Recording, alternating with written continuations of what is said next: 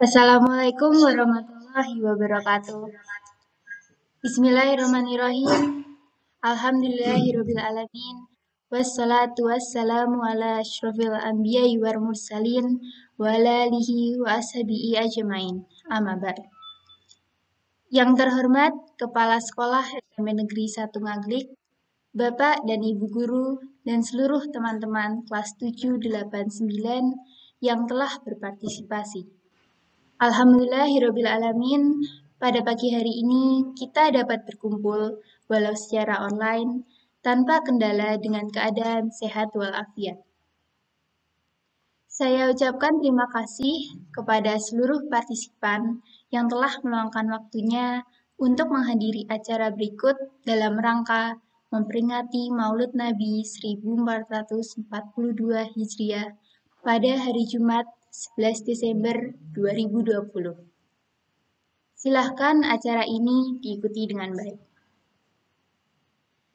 Kepada seluruh partisipan, sebelum acara dimulai, izinkan saya sebagai MC untuk membacakan susunan acara pada pagi hari ini. Susunan acara peringatan Maulid Nabi 1442 Hijriah adalah sebagai berikut. Diawali dengan pembacaan kalam ilahi, sambutan kepala sekolah, acara inti, dan penutup. Untuk acara pertama, yaitu pembukaan, telah kita laksanakan.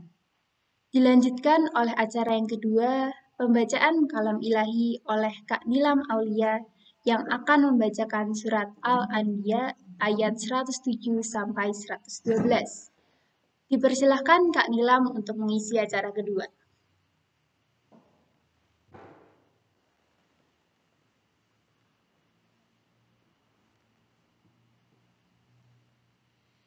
أعوذ بالله من الشيطان الرجيم. بسم الله الرحمن الرحيم. وما أرسلناك إلا رحمة للعالمين. قل إنما يوحى إلي أنما إلهكم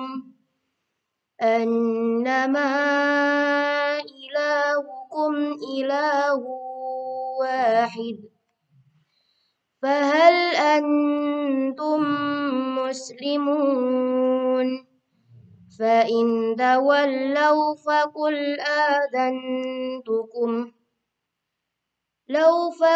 آذنتكم على سواء وإن أدري أقريب أم بعيد ما توعدون إنه يعلم الجهر من القول ويعلم ما تكتمون وإن أدري لعله فتنة لكم ومتاع إلى حين قال رب احكم بالحق وربنا الرحمن المستعان على ما تصفون.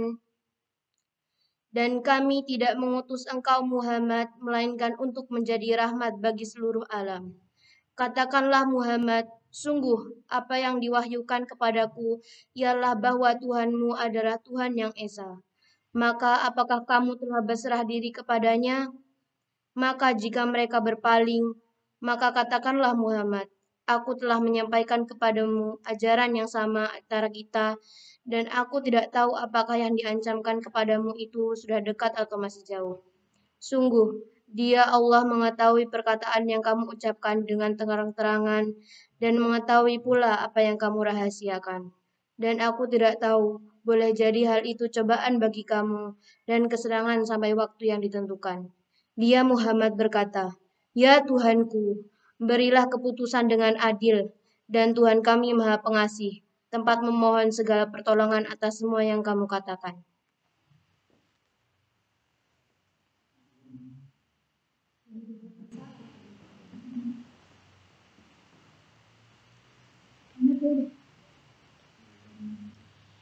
Diucapkan terima kasih untuk Kak Nilam. Untuk acara ketiga akan ada sambutan dari Bapak Sekendar SPD MPD selaku Kepala Sekolah SMP Negeri 1 Ngaglik. Untuk Bapak Sekendar dipersilahkan memberikan sambutan.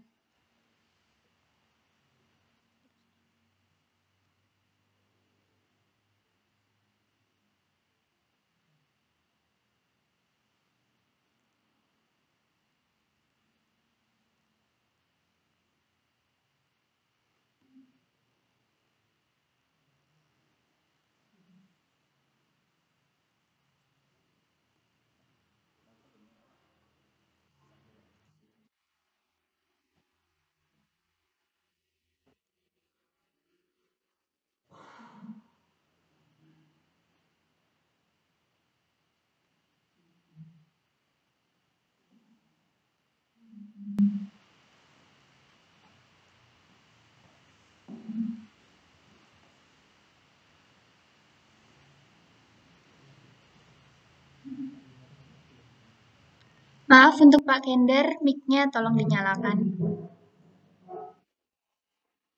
Sudah, Pak. Ya, mic-nya aku matiin. Bisa, Pak.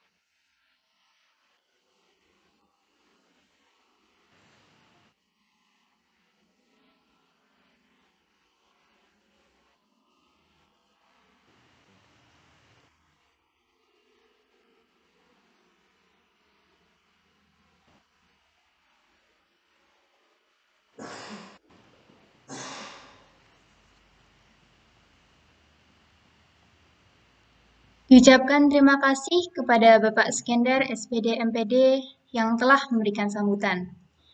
Sebelum dilanjut, minta perhatian untuk semua partisipan menyalakan kamera dan mematikan mikrofonnya. Berikutnya kita memasuki acara keempat, yaitu acara inti. Pada acara ini akan disampaikan oleh Bapak Arif Wijanarko MPD. Kepada Bapak Arif dipersilahkan.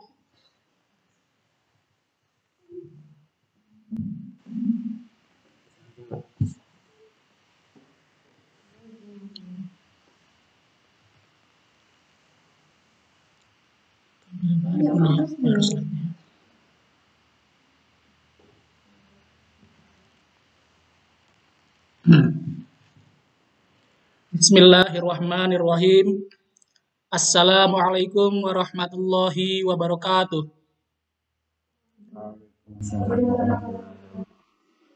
Alhamdulillahi rabbil alamin. Wassalatu wassalamu ala asrofil anbiya'i wal mursalin Sayyidina Muhammadin wa ala alihi wa sahbihi ajma'in. Rabbi sahli sadri wa yassirli amri wahlul 'uqdatam min lisani yafqahul qawli. Amma ba'd. Yang kami hormati Bapak Sukendar SPD MPD selaku pelaksana tugas kepala sekolah di SMP Negeri 1 Ngaglik.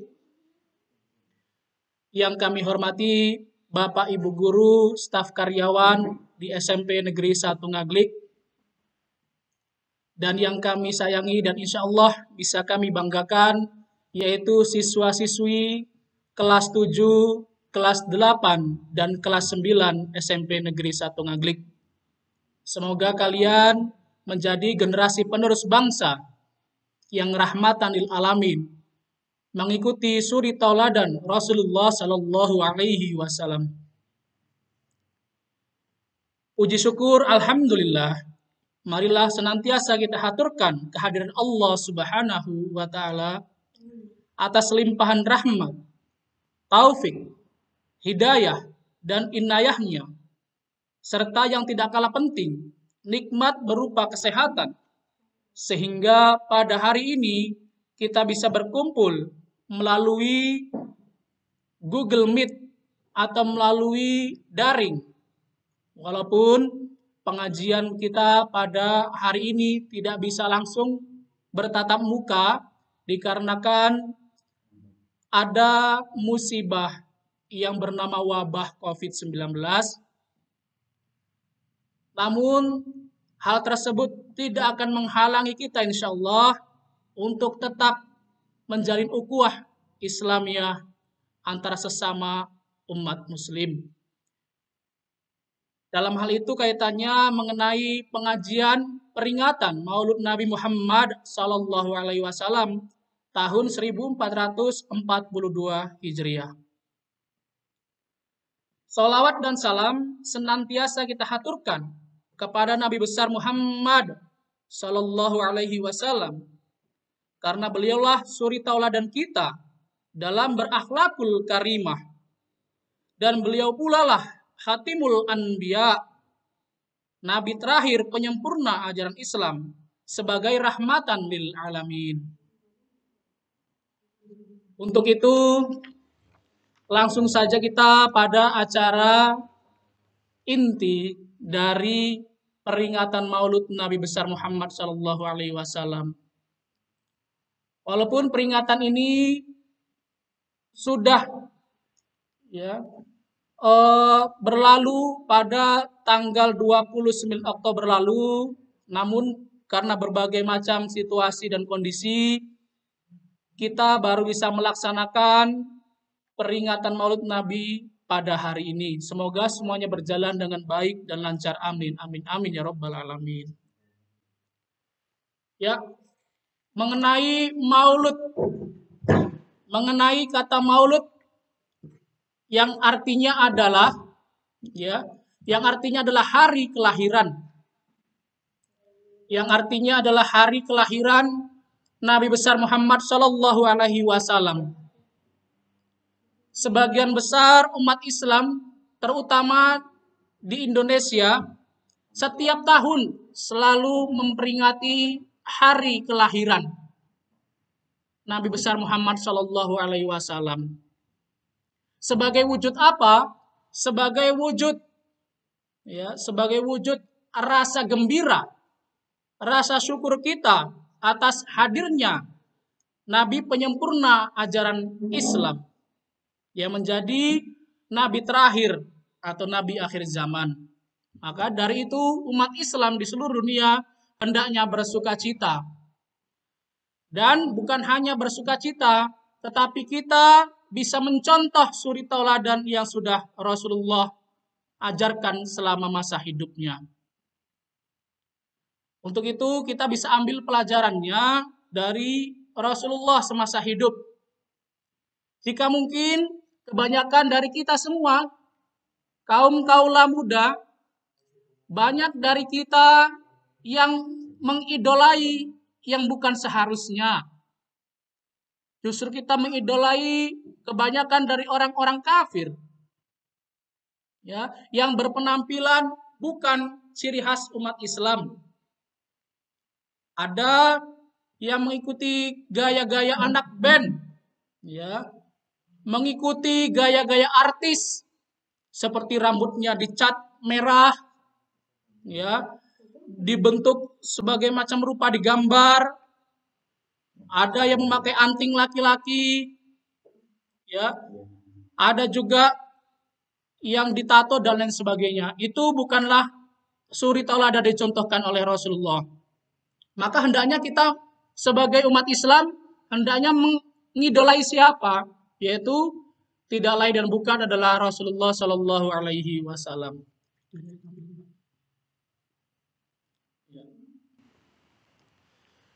Nah, di sini kita akan mengulas kembali sejarah masa hidupnya Rasulullah Shallallahu Alaihi Wasallam.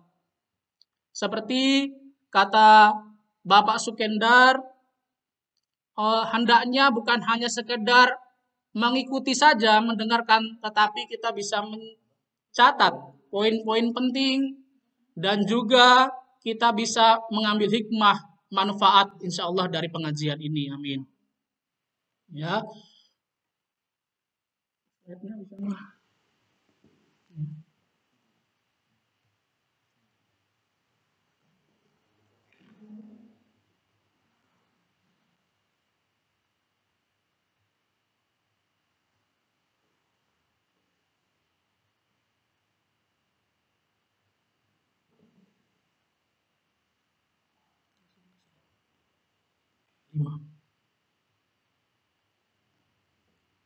Ya, di sini kita akan membahas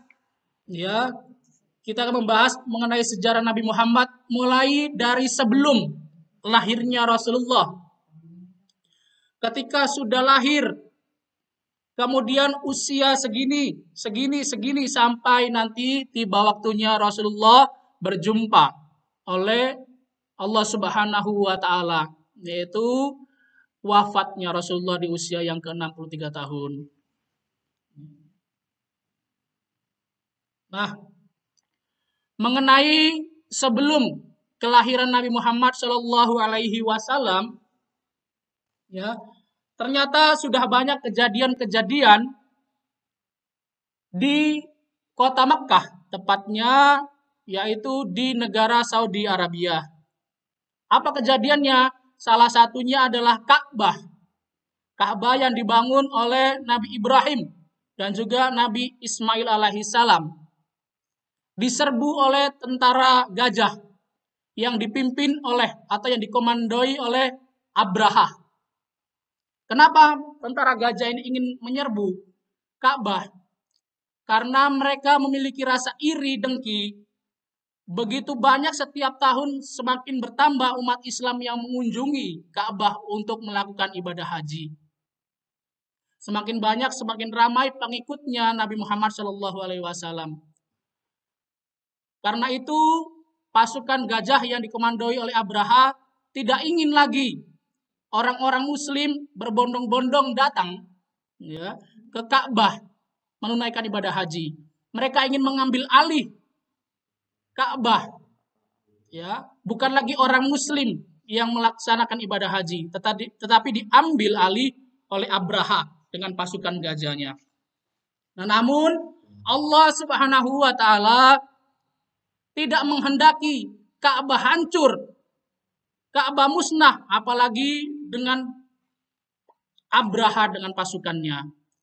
Untuk itu Abdul Muthalib datang dan masuk ke Ka'bah. Beliau khawatir akan serangan dari Abraha dan pasukannya. Sehingga kakek, ya, Abdul Muthalib ini kakeknya daripada Rasulullah, memohon kepada Allah Subhanahu wa taala, tolonglah lindungi Ka'bah ini, ya, sebagai saksi sejarah atas dibangunnya oleh Nabi Ibrahim dan juga Nabi Ismail alaihissalam. Maka ketika pasukan gajah hendak menyerbu Ka'bah, Allah Subhanahu wa taala dengan kekuasaannya menghancurkan pasukan gajah tersebut dengan pasukan yang dimiliki oleh Allah Subhanahu wa taala, yaitu apa? Pasukan burung yang bernama ababil. Burung ababil itu mungkin sebesar burung merpati, mungkin lebih kecil lagi, ya, mungkin lebih kecil lagi daripada burung merpati. Dan juga bersenjatakan, kalau tentara Abraha itu bersenjatakan kendaraannya gajah, tombak, panah, dan lain sebagainya. Tetapi pasukan ababilnya Allah Subhanahu wa taala memiliki senjata yang lebih memusnahkan, yaitu apa? Batu kerikil yang diambil dari neraka jahanam. Nah, hal ini sudah jelas tertuang dalam Quran surat Al-Fil ayat 1 sampai 5. Ayat ini sudah tidak asing lagi buat adik-adik semua, ya, sering mungkin kalau sholat ini sering dibaca. Tapi mungkin hanya dibaca saja ayatnya tanpa mengetahui artinya. Nah, sebenarnya Quran surat Al-Fil ayat 1 sampai 5 ini menjelaskan kejadian bagaimana tentara gajah yang dikomandoi oleh Abraha menyerang Ka'bah dan dihentikan oleh burung ababil. Ya. Nah, di sini bisa disimak dan diperhatikan. Saya baca Bismillahirrahmanirrahim. Alam taro kaifa fa'ala rabbuka bi ashabil fil. Artinya, apakah kamu tidak memperhatikan bagaimana Tuhanmu telah bertindak terhadap tentara gajah? Kemudian ayat kedua, alam yaj'al kaidahum fi tadlil. Artinya, bukankah dia telah menjadikan tipu daya mereka untuk menghancurkan Ka'bah itu sia-sia? Wa arsala alaihim tayran ababil. Artinya, dan dia mengirimkan kepada mereka burung yang berbondong-bondong. Banyak sekali. Bukan hanya puluhan, ratusan, bahkan ribuan burung, ya, yang berada di atas, tepat di atasnya tentara gajah, mengelilingi pasukan tentara gajah. Tarmihim bihijaratim min sijil. Artinya, yang melempari mereka dengan batu yang berasal dari tanah yang terbakar, yaitu diambil batu tersebut dari neraka jahanam.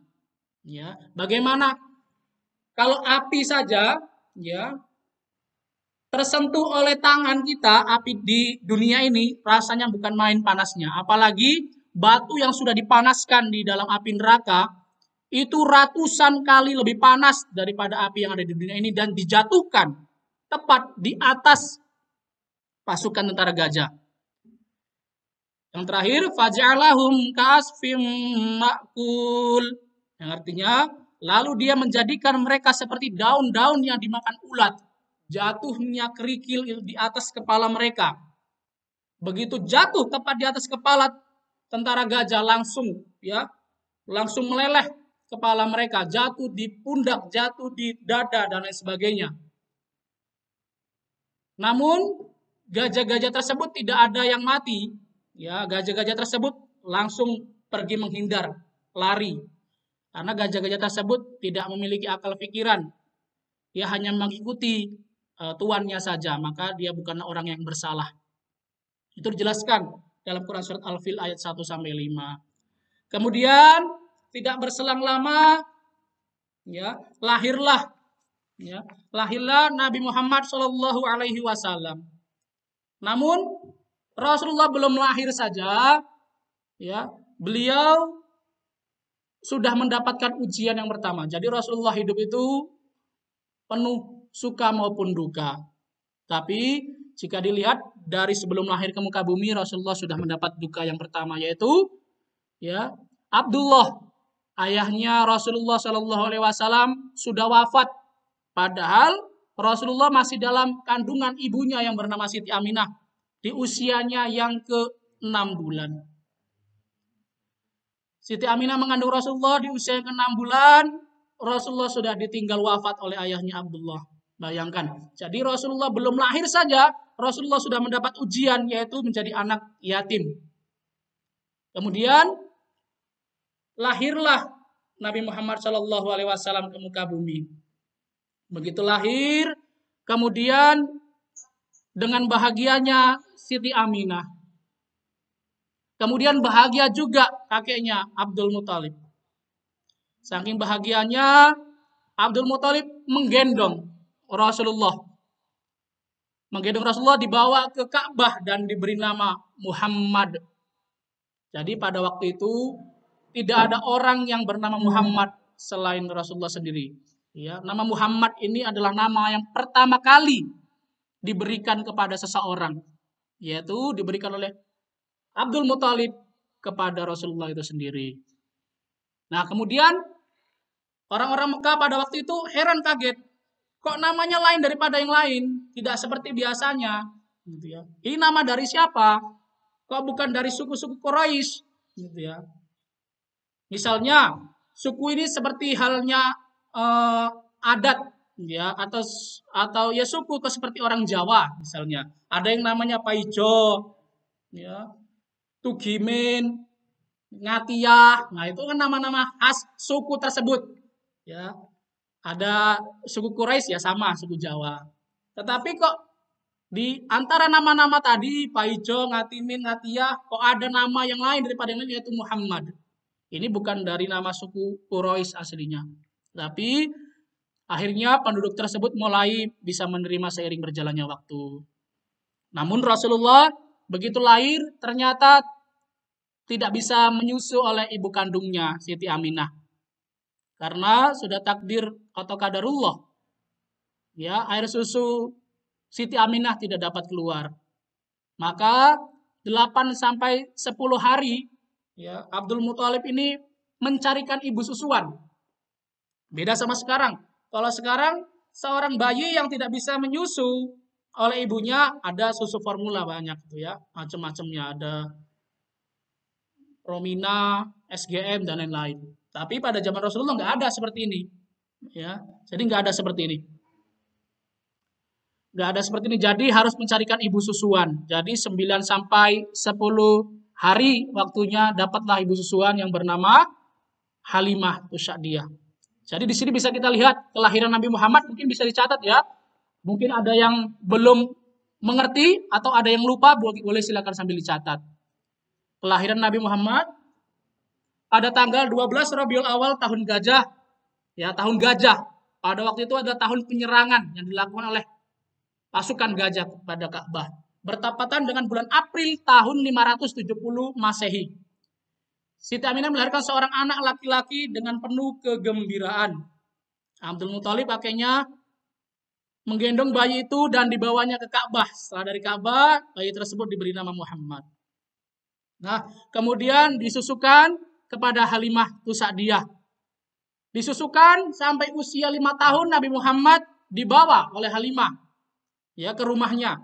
Jadi Siti Aminah itu baru melahirkan anak pertama sudah harus berpisah jauh selama 5 tahun. Rasulullah begitu lahir sudah jauh dari ibu kandungnya karena diasuh oleh Halimah Tusyadiyah selama usia 5 tahun. Setelah 5 tahun usai, maka Halimah Tusyadiyah mengembalikan Rasulullah kepada ibu kandungnya. Nah, kemudian selang berapa lama Siti Aminah di usia yang ke-6 tahunnya Rasulullah wafat, meninggalkan Rasulullah. Jadi Rasulullah berusia 6 tahun, Rasulullah sudah menjadi anak yatim piatu, Masya Allah. Ya, banyak sekali ujian yang diterima oleh Rasulullah kecil. Kemudian, kemana Rasulullah diasuh? Diasuh oleh kakeknya yang bernama Abdul Muthalib. Kakeknya ini adalah pemuka Quraisy, ya, orang yang disegani, dihormati pada waktu itu. Tetapi kebahagiaan Nabi Muhammad diasuh oleh kakek yang sangat menyayanginya hanya berlangsung 2 tahun. Nabi Muhammad berusia 8 tahun, Abdul Muthalib wafat. Jadi usia 8 tahun sudah tidak memiliki ayah, tidak memiliki ibu, dan juga sudah tidak memiliki kakek. Kemudian kemana lagi Rasulullah? Rasulullah diamanahi oleh Abdul Muthalib untuk ikut atau diasuh oleh pamannya yang bernama Abu Thalib. Ya, diasuh, kemudian sampai usia 12 tahun Rasulullah mulai membantu pamannya. Bantu pamannya yaitu mengembala kambing. Kemudian sampai usia 25 tahun ya Rasulullah membantu pamannya berdagang sampai ke negeri Syam. Ya. Kemudian dari situlah menjumpai atau berkenalan dengan Siti Khadijah yang menjadi istrinya. Ya. Menjadi istrinya, kemudian di usia yang ke-40 tahun Rasulullah diangkat menjadi Rasul, tepatnya ketika Rasulullah melakukan penyendiriannya di Gua Hira. Rasulullah mendapat wahyu pertama dari malaikat Jibril, yaitu Quran surat Al-Alaq. Di sini inti dari Quran surat tersebut adalah bacalah, yang mengajarkan kita semua untuk membaca, bukan hanya sekedar membaca buku. Ya, apapun yang kita lihat, maka kita akan pelajari. Ya, kita mendapatkan ilmu dari hal-hal yang kita temui semasa hidup. Untuk apa? Agar menjadi pembelajar kita, agar tiap waktu kita menjadi orang atau pribadi yang lebih baik. Kemudian Rasulullah mengajarkan agama Islam, ya, mengajarkan kata la ilaha illallah, tiada Tuhan selain Allah. Karena pada waktu itu banyak umat Quraisy, ya, kaum Quraisy banyak sekali yang menyembah berhala. Maka Rasulullah menentang itu semua. Tetapi ada orang-orang tertentu, yaitu pamannya atau saudaranya sendiri Abu Lahab dan Abu Jahal yang menentang ya dakwah Rasulullah. Maka terjadilah perang, ya, yaitu adalah yang terjadi 2 kali. Yang pertama adalah perang Badar yang dimenangkan oleh Nabi Muhammad SAW beserta pasukannya, saudara-saudaranya. Kemudian tidak terima atas kekalahan tersebut, orang-orang kafir kemudian mengajak lagi Rasulullah untuk berperang. Ya, istilahnya kalau tinju tuh nggak mau pertemuan pertama kalah, ingin rematch, bertanding ulang. Maka terjadilah pertempuran tersebut atau peperangan tersebut yang kedua kalinya di sekitaran Bukit Uhud. Maka karena kelalaian daripada pasukan Nabi Muhammad, maka pasukan Nabi Muhammad waktu itu kalah. Tapi ya tidak demikian, karena Rasulullah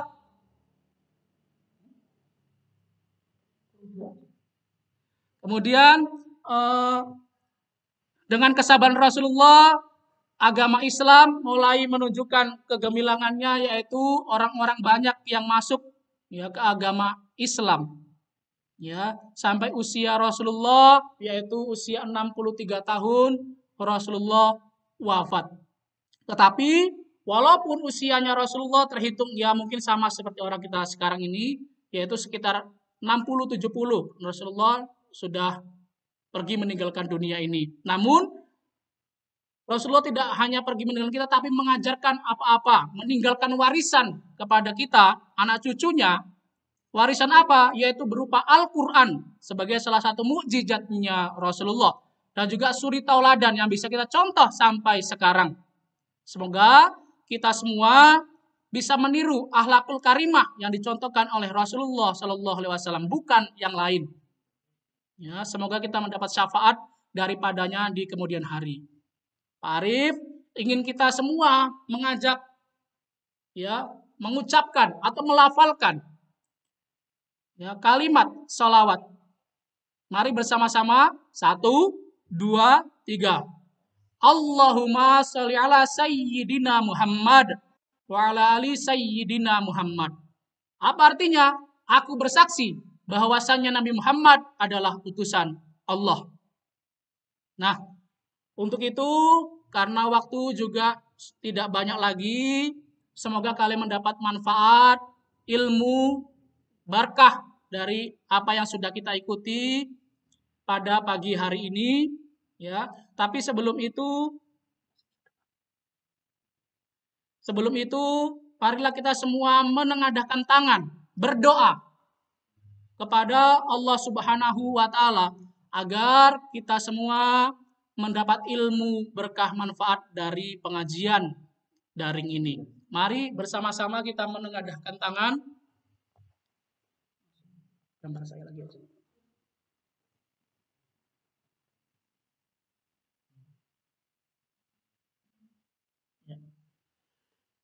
Bismillahirrahmanirrahim. Alhamdulillahirabbil alamin.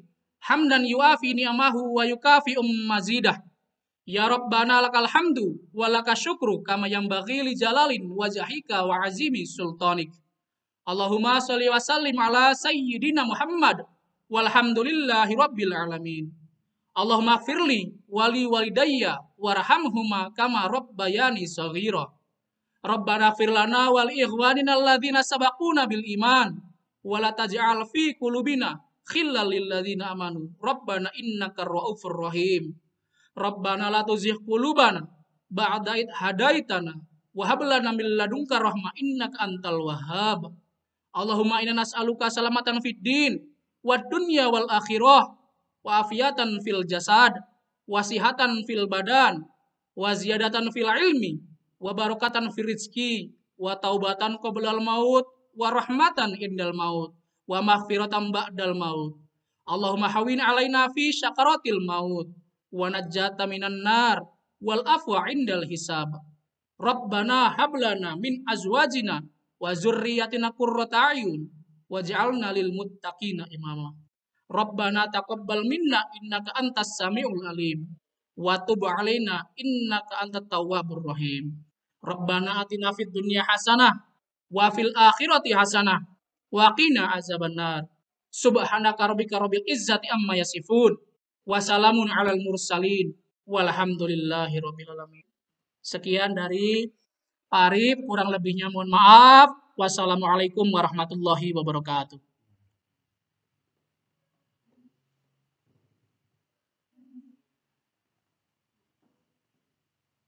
Mengucapkan terima kasih kepada Bapak Arif Wijanarko, MPD. Semoga kita semua dapat mengambil manfaatnya. Amin. Seluruh partisipan yang telah hadir, Alhamdulillah acara peringatan Maulid Nabi 1442 Hijriah telah berjalan dengan baik dan lancar. Dan tak terasa kita telah berada di akhir acara. Semoga dengan adanya acara ini dapat meningkatkan kecintaan kita kepada Nabi Muhammad SAW dan dapat mencontoh akhlakul karimahnya. Saya selaku pembawa acara meminta maaf sebesar-besarnya apabila selama saya membawakan acara ada kesalahan dalam tutur kata maupun perbuatan yang mungkin tidak berkenan di hati partisipan. Saya akhiri akhir salam. Wassalamualaikum warahmatullahi wabarakatuh.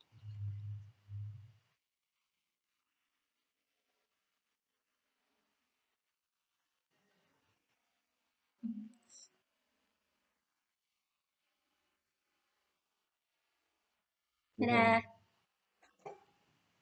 Terima kasih.